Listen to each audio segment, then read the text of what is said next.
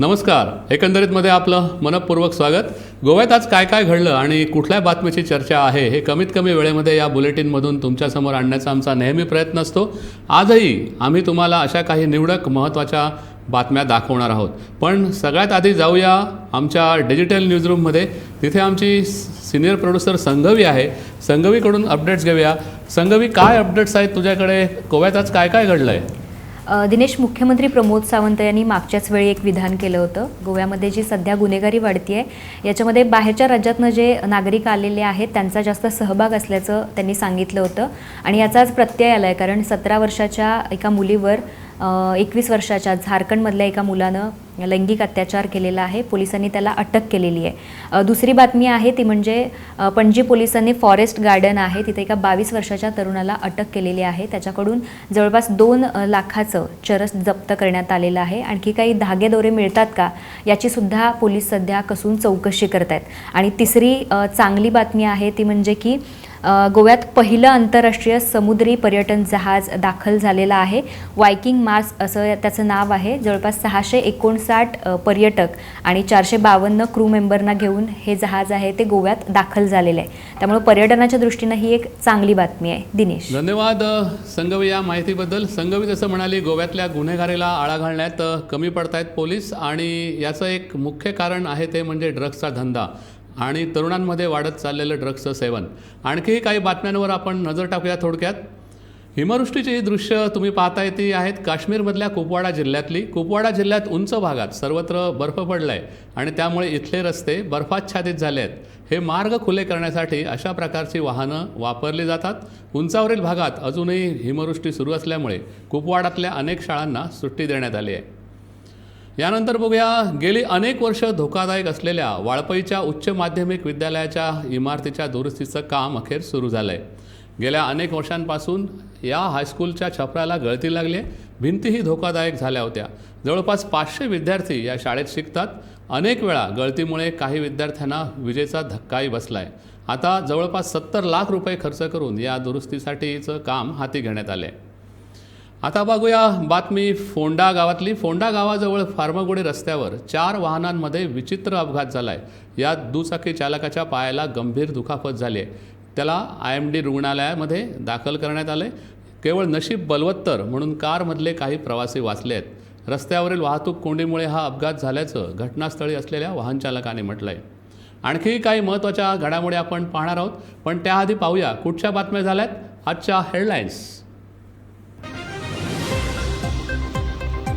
आपचे आमदार वेंजी वेगस यांच्या आग्रहाखातर मुख्यमंत्र्यांनी केली प्रदूषित झालेल्या दक्षिण गोव्यातल्या साळ नदीची पाहणी. नदीत सोडल्या जाणाऱ्या सांडपाण्याचा बंदोबस्त करण्याची वेंजी यांची मागणी.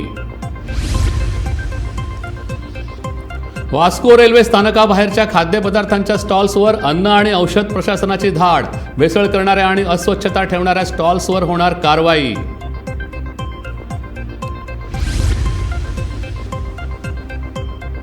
वेर्णेतल्या IFP कंपनीच्या कर्मचाऱ्यांचा संप सुरूच. गोव्याबाहेरील कामगार भरती करून स्थानिकांना डावलण्याच्या कंपनीच्या कारस्थानाविरोधात गोवा फॉरवर्डचा स्थानिक कामगारांना पाठिंबा. Agriculture is a sector where the plastic can play the major role in improving the productivity yield and in turn the farmer's income. शेती आणि शेतकऱ्याच्या प्रगतीसाठी वरदान आहे plastic. Global MSME convention for plastic इंडस्ट्रीच्या गोव्यातल्या परिषदेत मुख्यमंत्र्यांचं विधान.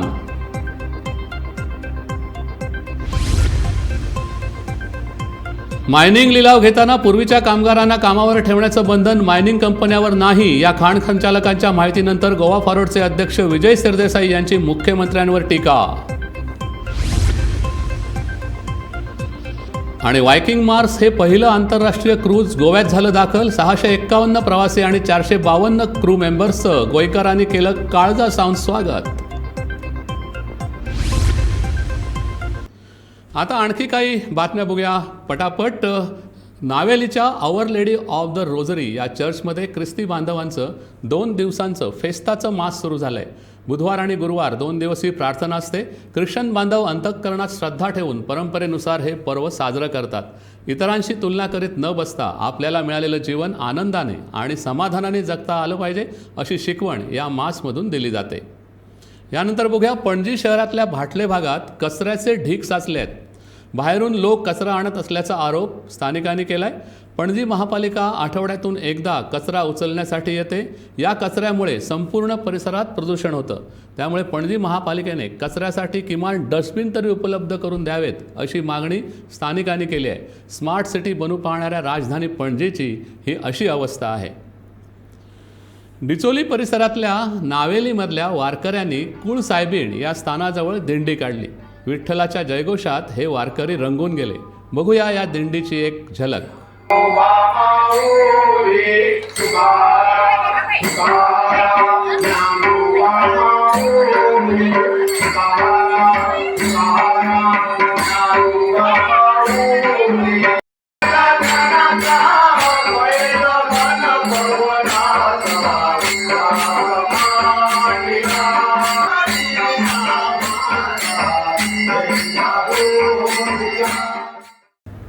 एकंदरीतमध्ये आज इतकंच. जाता जाता तुम्हाला आठवण करून देतो की गोव्यातल्या ताज्या आणि अचूक माहितीसाठी गोमंतक TV या आमच्या यूट्यूब चॅनलला जरूर सबस्क्राईब करा.